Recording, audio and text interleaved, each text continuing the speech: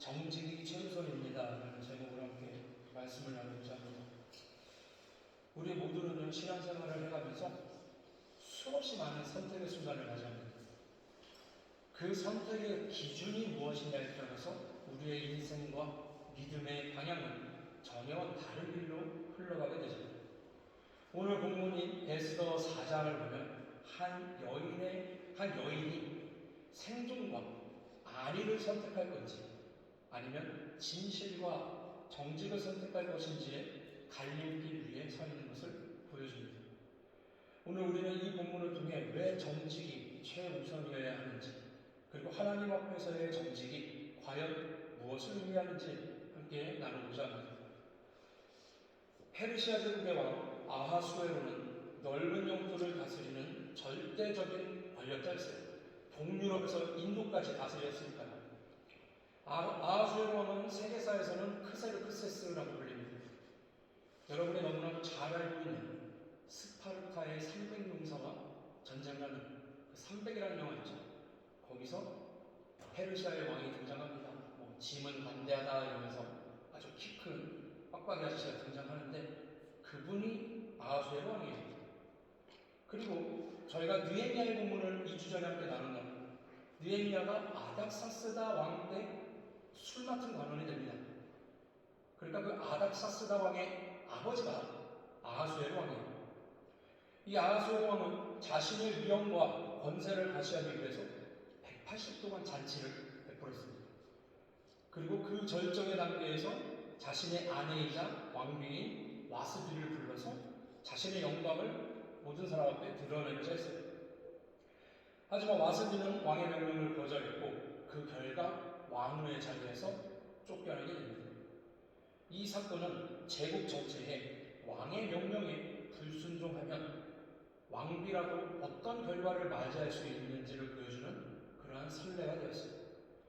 그 후에 새로운 왕후를 뽑는 과정이 시작이 되었습니다. 아주 그 페르시아 제국에서 전국적으로 다스리는 곳에 예쁜 처자들은 다 모였습니다. 그런데 그때 한 여인이 있었으니 유다 출신 에스더였어요. 원래 이름은 하다사였는데 이 에스더는 부모를 일찍 잃었고 사촌인 모르드게의 손에서 양육을 받았습니다. 모르드게는요 에스더에게 자신의 민족과 출신을 밝히지 말 것을 당부했습니다. 신분을 숨기라고 부탁을 한 거죠. 에스더는 그 말을 받아들였고 그 후에 어떤 일이 일어납니까? 왕의 총애를 받아서 왕의 자리에 오르게 됩니다. 한편 그 시점에 왕의 신하 중에 하만이라는 사람이 있었어요. 이 사람이 권력을 얻게 됩니다. 그런데 어떤 일인지를 모르게 에스더를 키웠던 모르드게, 이 모르드게는 권력을 잡은 하만한테 악감정이 있었나 봐요. 절하지 않았어요. 인사를 안 했다는 의미겠죠. 이 일로 인해서 하만이요 굉장히 분노를 합니다. 분노한 하만은 모르드게를 넘어서 모르드게가 유대 사람이지 내가 유대인 전부를 잡아 죽여야겠다. 그 민족 전체를 멸하려는 괴략을 꾸미게 됩니다. 유다 사람들은 전부 죽이려는 음모를 꾸미게 되고 또 왕의 조서를 통해서 유다 민족을 진멸하라는 명령이 떨어졌습니다. 그리고 그 바사 제국 전역에 큰 두려움과 슬픔이 퍼졌습니다. 바로 이 지점에서 에스더 4장이 시작이 됩니다. 에스더 4장을 보면요, 모르드게가 에스더에게 간청을 합니다. 왕한테 찾아가서 우리 민족을 위해 좀 부탁을 드려라. 살려달라 해라. 하지만 당시에는요, 왕이 먼저 부르기 전에 왕 앞에 나가면 죽을 수도 있는 무서운 형벌이 있었습니다. 그리고 그 벌을 에스더도 알고 있었어요. 또한 왕비를 찾지 않은 지 이미 30일이 지났습니다. 이 현실은 에스더를 더욱더 불안하게 두렵게 만들었습니다. 11절 내용이죠. 그녀는 자신의 위치가 이미 안전하지 않다는 것을 알고 있었어요. 에스더에게 이 문제는요 단순한 용기의 문제가 아니라 자신의 정체까지 드러내야 하는 절체절명의 순간이었습니다. 정직은요 편안하게 때마다 위기의 순간에 더 큰 대가를 요구합니다. 창세기 27장을 보면요, 야곱이요, 위기의 순간에 어떻게 합니까? 정직이 아닌 속임을 선택해요. 그 결과 축복은 받지만 평생 그 선택의 그림자를 안고 살아야 했습니다. 반면 에스더는요, 자신의 생명이 위태로운 상황 속에서 정직을 선택하려 하고 있어요. 정직은요, 단순히 거짓말을 하지 않는 도덕적 행위가 아닙니다. 하나님 앞에서의 정직은요, 자신의 신분, 두려움, 약함, 책임을 숨기지 않고요, 그대로 서는 태도예요. 야곱이요, 또 창세기 32장에 보면 하나님 앞에 나아가서 어떡합니까? 자신의 두려움과 연약함을 숨기지 않고 기도를 합니다. 그는 더 이상 형 에서를 속이려 하지 않고 자신의 실상을 그대로 하나님께 내어놓았습니다. 그때 하나님께서 야곱을 붙들어서 이스라엘이라는 이름을, 새로운 이름을 지어주셨습니다. 에스더 역시요, 더 이상 숨겨진 왕으로 남아있을 수 없음을 깨닫게 됩니다. 하나님 앞에서 정직하다는 것은 지금의 안전을 내려놓고 하나님의 뜻 안에 자신을 드러내는 겁니다. 에스더는 16절을 보니까요, 죽으면 죽으리이다 라고 고백을 합니다. 이 고백은 감정적인 결단이 아니라 정직한 책임의 선언이었습니다. 자신이 이 자리에 있는 이유가 결코 우연이 아님을 인정하게 된 거죠. 마태복음 25장을 보면 달란트 비유가 나와요. 거기서 종들을 선택해서 달란트를 맡기죠. 그런데 악하고 게으른 종은 맡겨진 것을 어떻게 합니까? 땅에 숨겨놨었어요. 그는요, 책임을 회피하고 그 결과 책망을 받습니다. 반면 충성된 종들은 어땠습니까? 맡은 것을 드러내고 사용했어요. 정직은요, 하나님께서 맡기신 자리와 사명을 숨기지 않고 감당하는 태도입니다. 우리는 이처럼 신앙생활을 하면서 수많은 선택의 순간을 맞이한다면 그 선택의 기준이 무엇이냐? 우리가 어떤 선택을 하느냐에 따라서 우리의 인생과 믿음의 방향은 전혀 다른 길로 흘러가게 됩니다. 에스더는요, 왕후라는 위치를 보호막으로 사용하지 않았습니다. 자신의 생존과 안위를 위해 사용하지 않았습니다. 하나님 앞에서 진실과 정직을 선택하기를 결단을 하게 됩니다. 그 책임을 정직하게 받아들이는 거죠. 사도행전 26장을 보면요, 26장, 27장 계속 쭉 보면 사도 바울이 어떠냐면 생명의 위협 앞에서도 아그리빠 왕에게 복음을 숨기지 않고 있는 그대로 전합니다. 그는 계산된 침묵보다 정직한 증언을 선택을 한 거예요. 아, 나 예수 모르는 사람이고 내가 예수를 증언하고 뭐 로마 황제 말고 진짜 왕이 있다 뭐 이런 얘기하고 다녔다고, 아, 그거 뻥입니다. 저 사람들 거짓말하는 거예요. 이러면서 할 수도 있겠죠. 그러지 않았어요.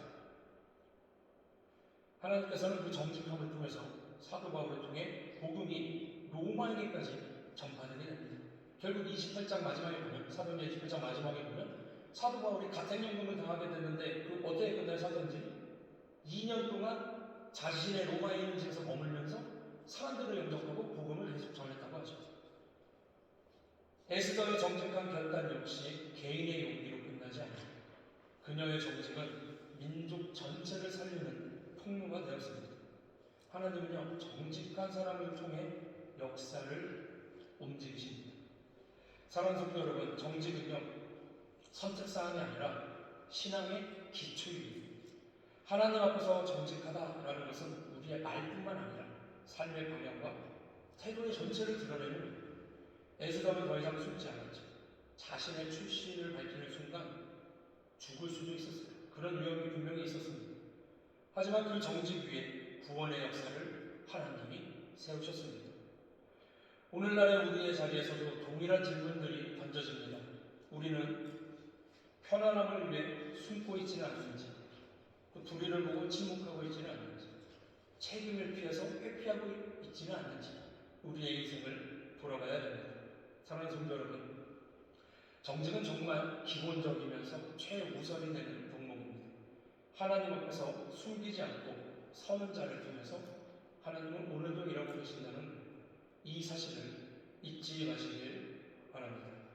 자, 또 우리는요, 살아가면서 흔히 생각하기를 정직하면 거짓말하지 않는 도덕적 행위, 그냥 이렇게만 생각하는 경우가 있습니다.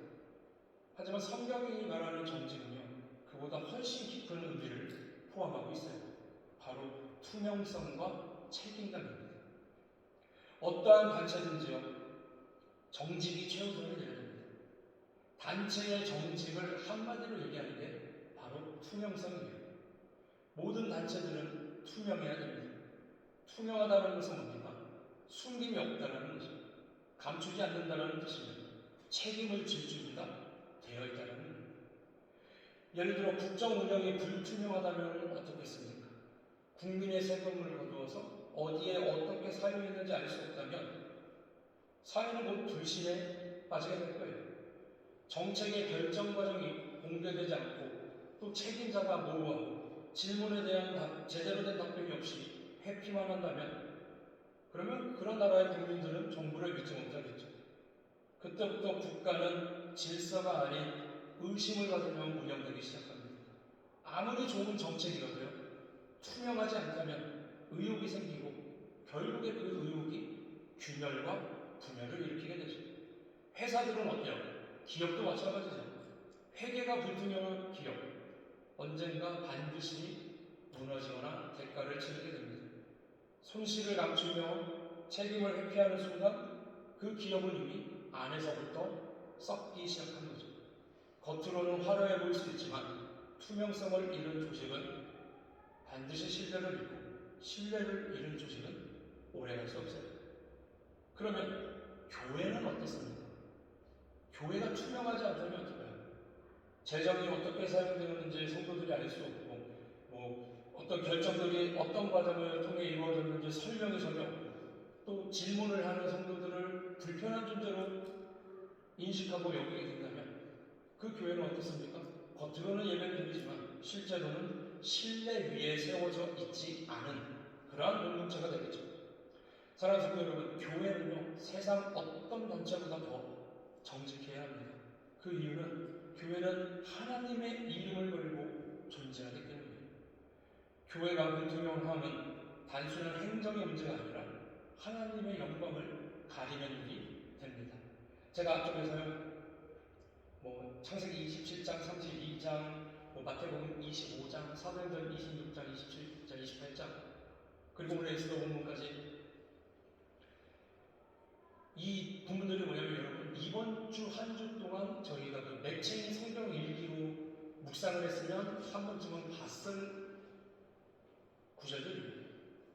제가 2주 전부터 제가 아시는 분은 아시겠지만 2주 전부터 설교 본문을 우리가 한 주 동안 맥체인 성경 읽기표로 묵상을 하도록 제가 요청을 했잖아요. 제가 여기서 이렇게 하고 있습니다. 그 느헤미야도 그랬고 지난주에 마태복음도 그랬고 오늘 에스더도 그랬고 그런데 이렇게 쭉 묵상하다 보니까 정직함, 하나님 앞에서 진실함, 이 공통되는 게 너무 많이 등장을 한 거죠, 이번 주에. 제가 읽으면서 느낀 게. 그래서 이렇게 정직과 투명, 이런 거를 설교 말씀으로 나누게 됐는데, 자, 또 사도 바울이 고린도후서 8장을 보면 뭐라고 말씀하냐면, 우리는 주 앞에서뿐 아니라 사람 앞에서도 선한 일에 조심하려 함이라라고 이야기합니다.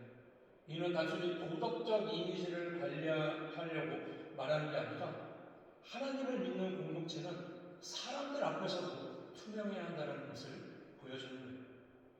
성경에서 하나님은요, 언제나 빛 가운데 행하시는 분으로 묘사가 됩니다. 요한일서 1장을 보면요, 하나님은 빛이시라 그에게는 어둠이 조금도 없다라고 말씀합니다. 하나님께서 빛이시라면 하나님을 섬기는 공동체 역시 빛 가운데 있어야 됩니다. 숨김과 모호함, 책임 회피, 어두움, 비밀이 있다. 그것은 빛이 아니라 어둠의 방식이죠. 정직은요, 단순히 거짓말하지 않는 차원의 문제가 아니라 정직은 드러내야 할 것을 드러내는 용기예요. 투명성은요, 잘못이 없음을 증명하기 위한 장치가 아니라 잘못이 있으면 책임져야 책임지겠다라는 태도입니다. 성경 속의 우리 인물 중에 다윗이라고 한번 보면 완전한 사람이 아니었어요. 그냥 키도 작았다고요. 어렵고요. 양치기였대요. 그런데 그자가 왕이 되고 나서 어떡합니까? 너무 큰 범죄를 한번 저지르잖아요. 근데 자신의 범죄가 드러났을 때 다윗의 선택은 변명하지 않고 책임을 회피하지 않았습니다. 시편 또 51편에 보면 자신의 죄를 숨기지 않고 하나님 앞에 그대로 다 고백을 했어요. 하나님께서 그런 정직한 회개를 통해서 다윗을 다시 세우셨죠. 하지만 다윗 직전의 사울 왕은 어떻습니까? 하나님이 되게 만족했어요. 막 얼굴을 보고도, 원래 하나님은 중심을 보시라는 분인데 사울은 얼굴도 보고 만족을 했다고 했어요. 그리고 이스라엘 1대 왕으로 삼죠. 그런데 사울 왕의 불순종이 드러났을 때 사울 왕은 어떤 선택을 합니까?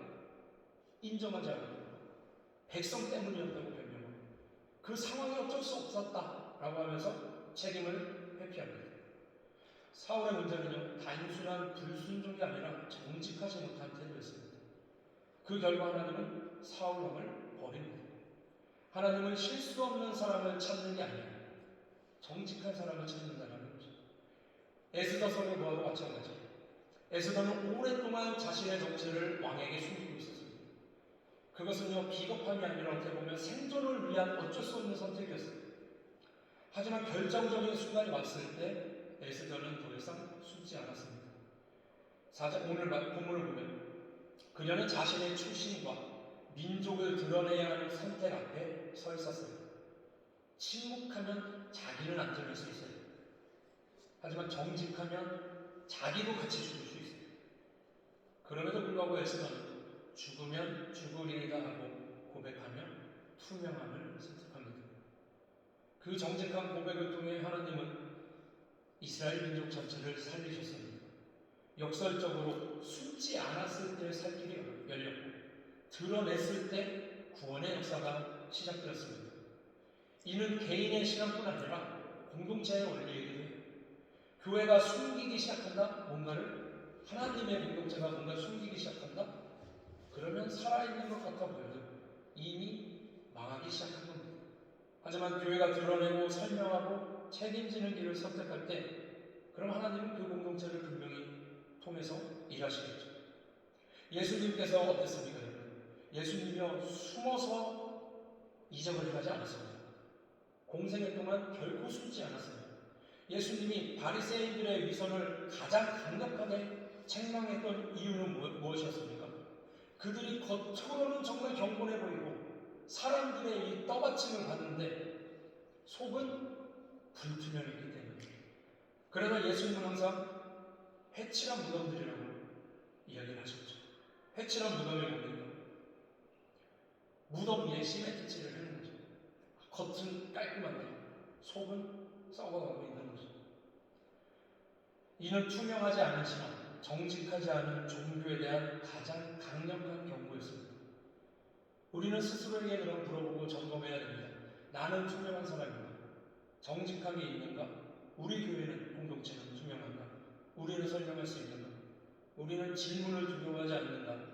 우리는 하나님뿐 아니라 사람들 앞에서도 떳떳한가 말입니다.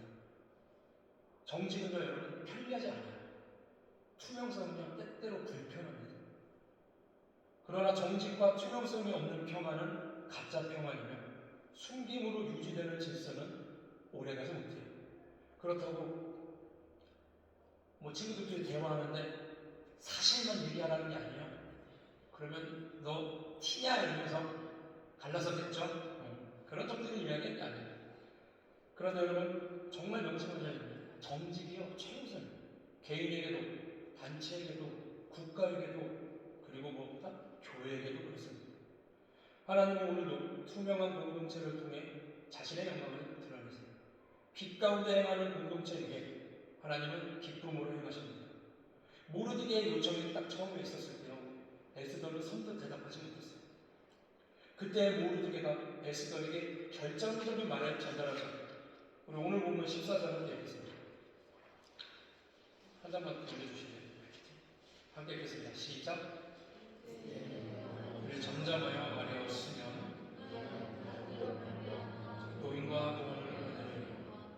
너와 내 아버지 집은 멸망하리라. 네가 왕의 자리를 얻은 것이 이때를 위함이 아닌지 누가 알겠느냐. 이는요 협박이 아니라 하나님의 섭리 앞에 서게 하는 질문이었습니다. 이 질문을 받고 에스더는 더 이상 침묵하지 않았습니다. 그녀는 바사에 수도였던 수상궁에 있는 모든 유다인들에게 금식하며 자신을 위해 기도해달라고 요청을 합니다. 그리고 뭐라고 합니까? 나도 법을 어기고 규례를 어기고 왕에게 나아가리니 죽으면 죽으리라. 이렇게 고백하죠. 이 순간 에스더는요 왕후 이전에 이스라엘 백성으로서 유다인으로서 하나님 앞에 정직하게 섰어요.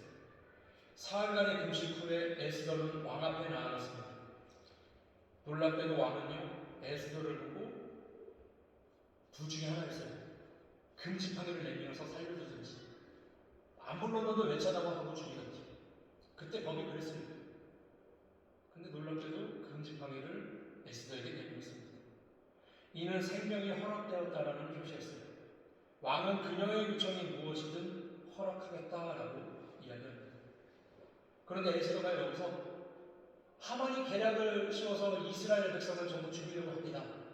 이스라엘 백성은 여러분 에스더 2, 3장에 등장하는데 모르드게가 이 아수에로 왕을 암살하려고 했던 두 명이 이제 모의하는 걸 몰래 듣고 그거를 얘기해서 왕의 목숨을 한번 살린 적이 있거든요.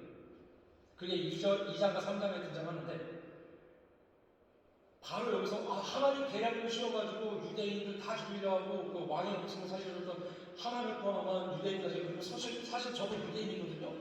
다 죽이려고 합니다 라고 안 했어요. 즉시 문제를 꺼내지 않았습니다. 어떤 곳이든 들어주겠다라고 했습니다. 그녀는요 어떻게 하냐면 왕과 하만을 잔치에 초대해요.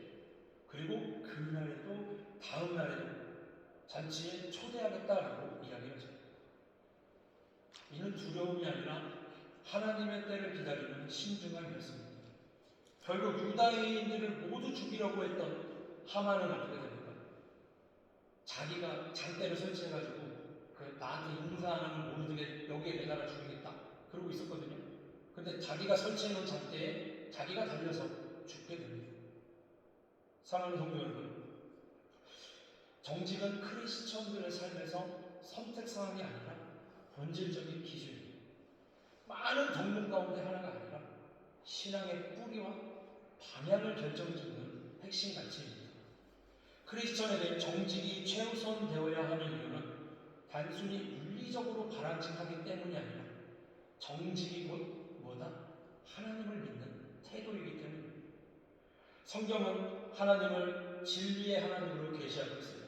민수기 23장 19절을 보면 하나님은 사람이 아니시니 거짓말을 하지 않으신다 라고 하나님을 이야기합니다.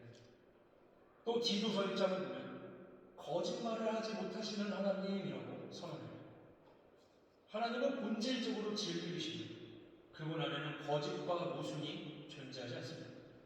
그러므로 하나님을 믿는다라는 것은 하나님이 존재하고 있다라는 걸 믿는 게 아니라 하나님의 성품을 닮아가는 삶으로 초대된 삶이에요.